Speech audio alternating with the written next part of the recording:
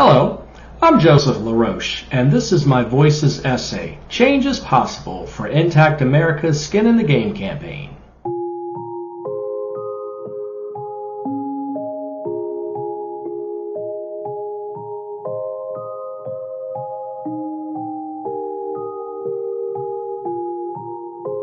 Circumcision is a disturbing reality.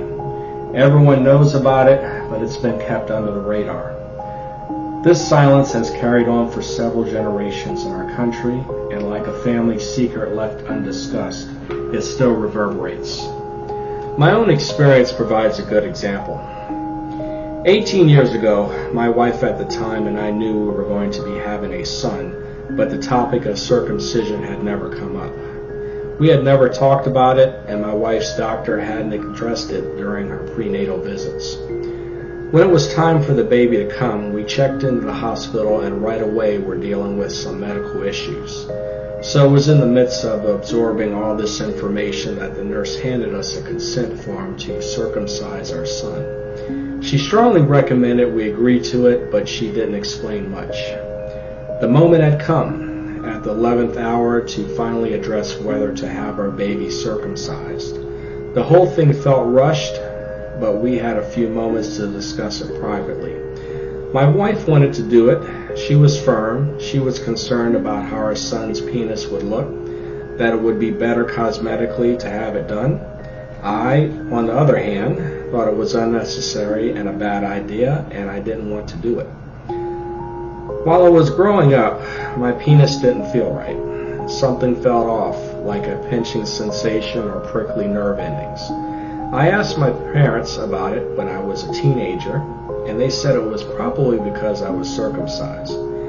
They said that they had elected to allow it and hadn't had any reason to doubt the decision at the time. That was the first I'd ever heard of circumcision, but knowing that this had been surgery that permanently altered my penis, I finally could make sense of my experience.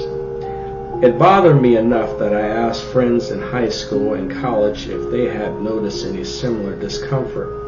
Almost everyone was circumcised, and a few agreed when I described my symptoms.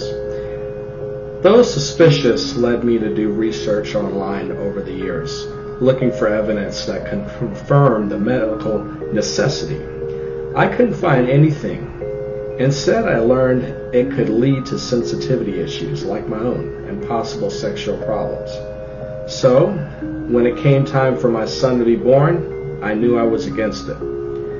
But after going back and forth, I basically gave in. We were bringing a baby into the world, one of life's best big moments, and I didn't want to spoil the whole celebration.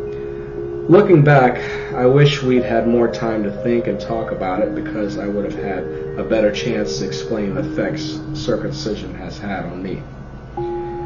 Not long ago, I met a community of people who share my convictions when I responded to a call seeking participants for an Intact America campaign about circumcision.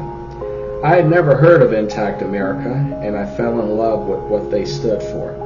It brought back a flood of painful memories about my own experience, but I want to help change things for the better. I think as I share my story and others share theirs, we can help educate a lot of people, especially younger couples who just aren't aware of what circumcision really means.